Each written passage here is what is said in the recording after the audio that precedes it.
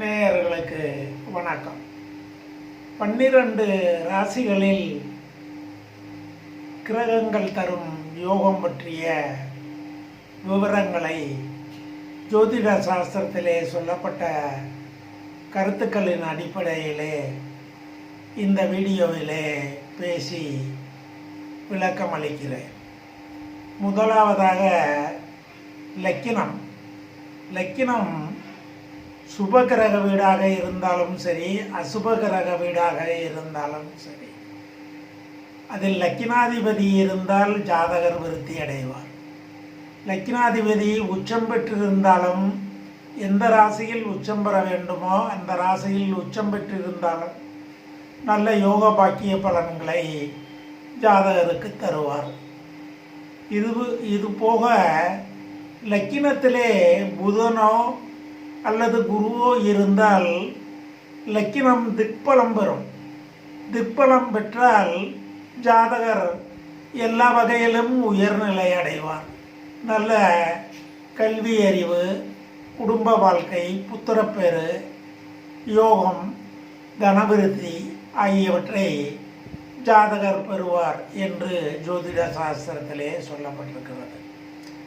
ஆக 1ஆம் இடம் லக்கினம் பிறப்பில் இருந்து இறுதி காலம் வரையிலும் அந்த ஜாதகர் பெறும் பலன்களை விளக்கக்கூடிய இடம்.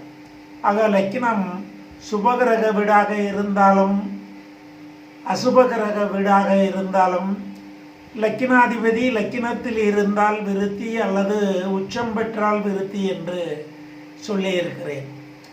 அதன்படி 2ஆம் இடம் என்பது தனம், வாக்கு, குடும்பம் ஆகிய 3 முக்கியமான விஷயங்களை சொல்லும்.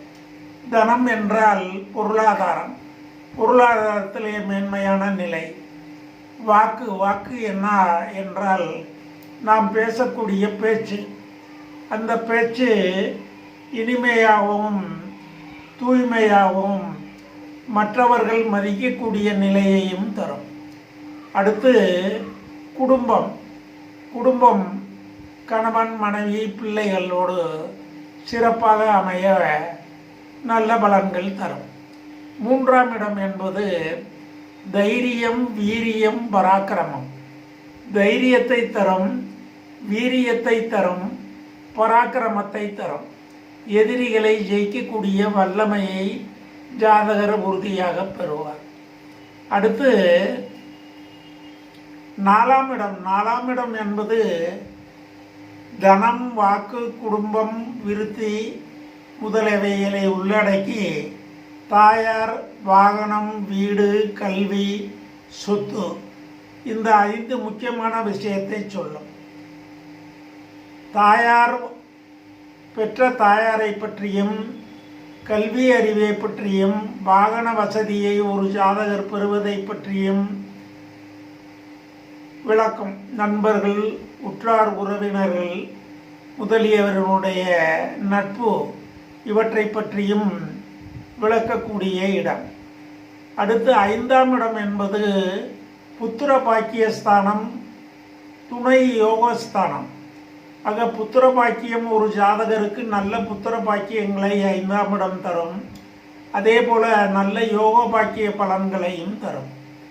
6ஆம் இடம் என்பது பொதுவாக சக்தி குறைவு, நோய் நொடி, எதிரிகளுடைய தொல்லை இவற்றை விளக்கக்கூடிய இடம். 7ஆம் இடம் என்பது கலத்திரஸ்தானம் என்றால் ஆண்களுக்கு மனைவியை பற்றியும் பெண்களுக்கு கணவனை பற்றியும் சொல்லக்கூடிய இடம். 8ஆம் இடம் என்பது ஆயுள் ஸ்தானம். ஒரு ஜாதகருடைய ஆயுளை பற்றி தெளிவுபடுத்தக்கூடிய இடம் 8ஆம் இடம். 9ஆம் இடம் என்பது யோகஸ்தானம், தந்தையாரை பற்றிய விவரங்களை சொல்லக்கூடிய இடம். 10ஆம் இடம் என்பது ஜாதகர் செய்யக்கூடிய தொழில், உத்தியோகத்தை பற்றி சொல்லக்கூடிய இடம். 11ஆம் இடம் என்பது லாபஸ்தானம், ஆதாயஸ்தானம். லாபம் செய்தொழில் மூலமாக 10ஆம் இடத்தில் செய்யும் தொழிலின் மூலமாக கிடைக்கும் லாபம் ஆதாயத்தை பற்றி சொல்லக்கூடிய இடம். 12ஆம் இடம் என்பது பொதுவாக விரயத்தை பற்றியும் தூக்கத்தை பற்றியும் சொல்லக்கூடிய இடம். ஆக 12 ராசிகளும் உன்னதமான பலன்களை சொல்லக்கூடியவைதான். அதனால்தான் நான் ஏற்கனவே சொன்னது போல 12 ராசியில் அமையும் சொந்த கிரகங்கள் ஆட்சி உச்சம் பெற்றிருந்தால் உயர்தரமான பலன்களை தருவார்கள் என்று சொன்னேன்.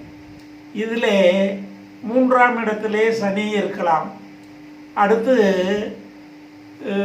3, 6, 11 ஆகிய இடங்களிலே சனி இருந்தால் உன்னதமான நல்ல பலன்கள் ஜாதகருக்கு கிடைக்கும். செல்வம் செல்வாக்கு பெருகும். அதே போல 4ஆம் இடத்திலே சந்திரன் இருந்தால் மேன்மையான பலன்கள் தரும். அழகு, கீர்த்தி, கற்பனை போன்றவற்றை சந்திரன் தருவார். 5ஆம் இடம் என்பது புத்திர பாக்கியஸ்தானம். ஒரு ஜாதகருக்கு ஆண் புத்திர பெயர்கள், பெண் புத்திர பெயர்களை தருவது 5ஆம் இடம். எனவே 5ஆம் இடம் சிறப்பாக அமைய வேண்டும். 6ஆம் இடம் என்பது நோய் நொடி, எதிரிகளின் தொல்லை போன்றவற்றை தெரிவிக்கக்கூடிய மறைவு ஸ்தானம்.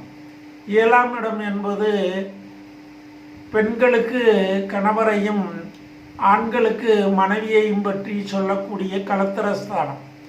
களத்திராதிபதி மிக முக்கியமான கிரகம். ஜாதகத்திலே களத்திரஸ்தானத்தில் சுபகிரகங்கள் இருப்பது மேன்மையான பலனை தரும். அசுப கிரகங்கள் இருப்பது கணவன் மனைவிக்கு இடையே பல கருத்து வேறுபாடுகளை உருவாக்கக்கூடும்.